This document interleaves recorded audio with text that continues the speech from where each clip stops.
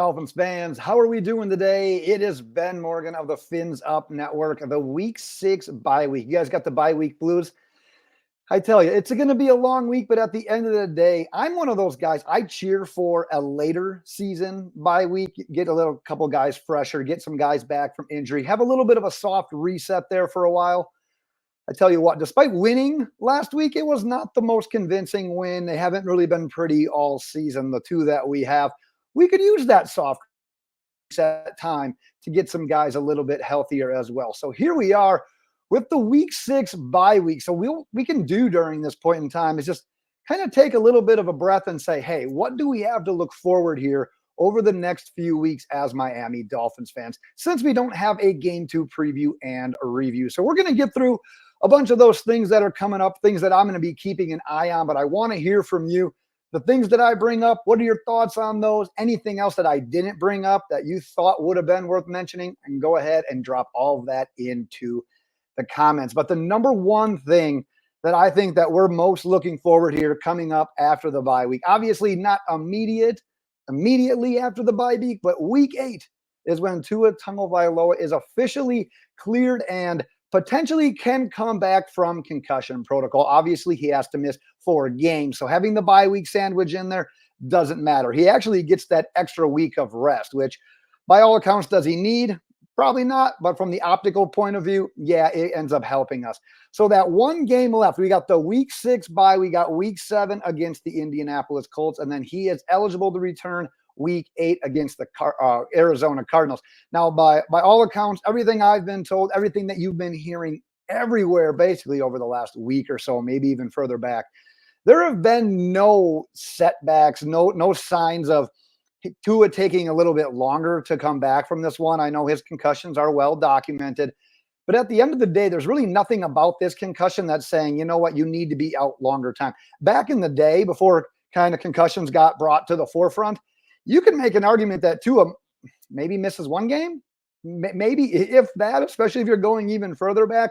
Times have changed. Education is out there right now. Teams are being a little bit more safer, especially the Miami Dolphins. But regardless, as of how things stand today, look for Tua to return in Week 8. Like I said, things can change. Maybe there can be a setback. Maybe the team decides something else.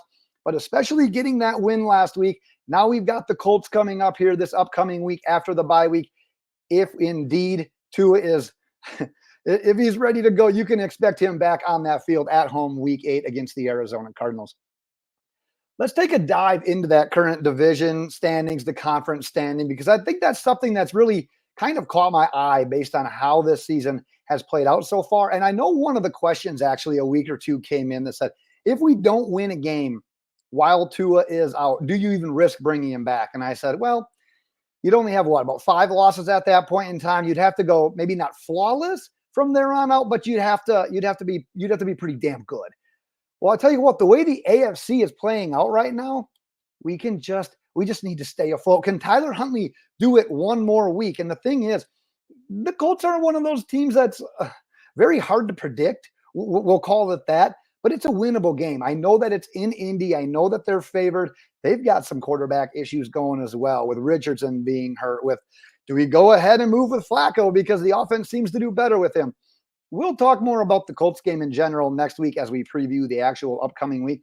But look at these standings. The way that things have played out, we look miles behind the Buffalo Bills in comparison to when we played them a few weeks back. We're essentially 1 win behind them. If you look at where we are in the wild card race, I know it's kind of wild to even talk about the playoff picture through this far, but it's important to kind of see where you are and where you're stacking up, especially when we just feel like how doom and gloom this season has been. And I think a lot of that is because we had such high expectations. We're about a half game out of that wild card spot. Like I said, we need to maintain 1 more week without Tua Tagovailoa. What do we say in that 4 games? If you win 3, you did a great job. If you win 2, we can live with that. We've got an opportunity to win that second game here this upcoming week against the Indianapolis Colts, go 2-2 during this stretch, and do exactly what we thought we would need to do while Tua was out. And look at the division. We've got 1 more against the Bills. You've got 2 more against the Jets. You've got 1 more against the Patriots. You can do a lot to sort yourself through that division. Now look at what we've got in the AFC playoff standings that are coming up.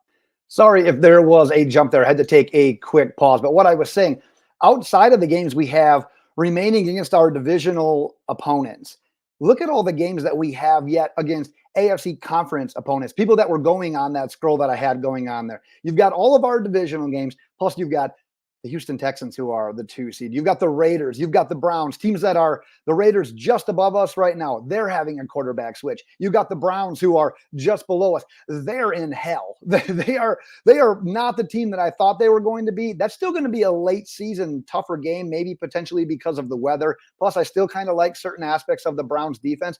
But at the end of the day, it's weird to say that you control your own destiny at this point in time. Like I said, we've only been through 5 weeks, but at the end of the day, we have a lot of games against these teams that are going to go a long way in determining how this playoff picture plays out, how the AFC East plays out. We've got time, but maintain this upcoming week here against the Colts. And like I said, we'll be previewing that plenty here over the next week or so. Let's look at some guys that could potentially be coming back as well. I'm mainly going to highlight Bradley Chubb and Cam Smith here at some point.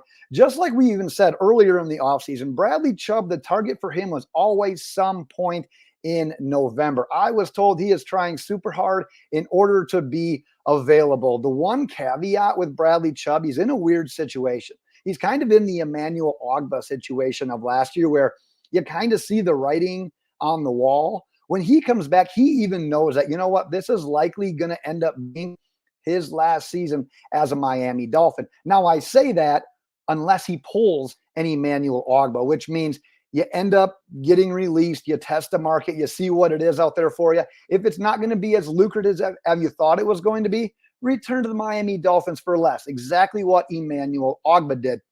Because Bradley Chubb is technically signed through 2027. However, there is an out in his contract that would likely financially make sense for the Dolphins to take advantage after the 2024 NFL season. But I love the idea of him returning and playing with his hair on fire, the no hair that he has. Much more after that loss of Jalen Phillips due to his knee injury. Now, I know we've been able to maintain at the position. You need to have fresh guys. You got to have good edge rushers, especially if we're going to try to help out this secondary as well. So look for Bradley Chubb, like I said, hopefully some point here in November. Now, when it comes to Cam Smith, have a little bit on him. Was told there's a chance that he can return potentially by week 7 or week 8. However, that hamstring that he's dealing with, definitely worse than the team had originally hoped. Because so far this season, outside of Jalen Ramsey, what have we seen at cornerback? Kendall Fuller, he ended up in concussion protocol, but came back. Storm Duck, he's been all right in certain situations. Cater Cole, who's been asked to play a little bit more on the boundary when you've been moving Jalen Ramsey around. That's come with some mixed results as well. We've had Saran Neal at various cornerback positions as well. I'm going to have my eye on seeing, one, if Cam Smith does indeed return week 7 or week 8, which the team is currently hoping so.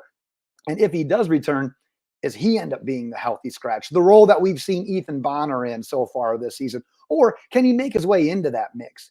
Can he help out a guy like Kendall Fuller? Can he take the reps of a guy like Storm Duck, who's been there, getting the reps in practice, getting the game reps? Guys that the team basically has been forced to trust so far. Can Cam Smith step in at some point and be one of those guys? Let's talk about one more thing as well here. Are we going to see a spike in Odell Beckham Jr.'s involvement in this offense? Because obviously, as you know, he returned last week against the Patriots. 0 catches on 2 targets, and I don't even know if you want to call that one a target, but 2 targets nonetheless on just 11 snaps. I believe I saw him have 11 snaps. Now, we know that the offense's production, the wide receiver production, it's going to be limited with Tua Tagovailoa out of the game. Not breaking any news here. We've talked about it a million times. This offense was made for Tua. The timing, the footwork, the anticipation, the accuracy, all of this in the offense lends itself nicely to that. That's Tua's skill set. That's not Tyler Huntley's skill set. We saw against the New England Patriots, let's do some safe passes. Let's run. Let's run some more. Let's run even more after that. And guess what? Raheem Mostert has a nice day. Jalen Wright has his breakout game. That's going to be the recipe for success this next week against the Indianapolis Colts.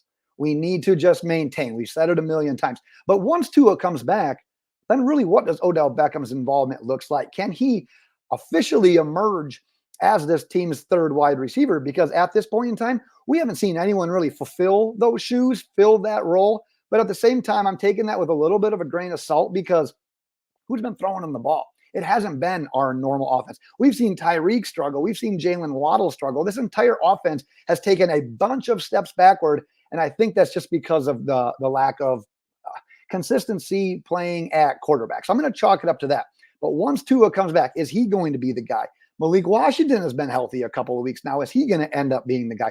River Craycraft, who we didn't talk about in the last segment, he'll be scheduled to come back hopefully at some point as well. I didn't ask specifically about him, so unfortunately I'm not going to have an update about Craycraft as well, but definitely another wide receiver that we're keeping an eye on. Braxton Berrios, he's had a couple of nice plays in the return game. Has he caught a pass?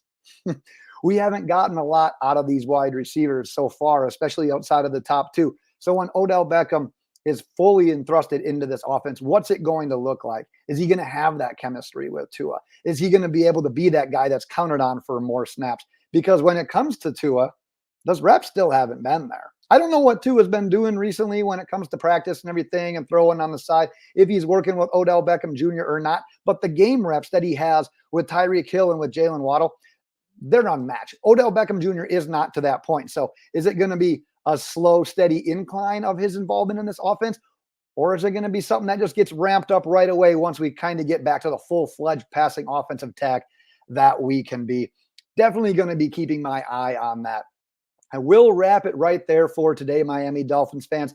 We'll see if we got anything else here this week during the bye week. Nice to kind of hit the reset button personally as well. But like I said, leading up to that game against the Colts, we'll be back with a full slate of preview videos, recap, all the fun stuff that we do on a weekly basis on the Fins Up Network. So like I said, any thoughts you've got on the topics we hit on today, drop them in the comments. Anything else that you'll be keeping your eye on over the next few weeks as it pertains to the Miami Dolphins, go ahead and drop those in the comments as well. But until next time, Miami Dolphins fans, Fins Up.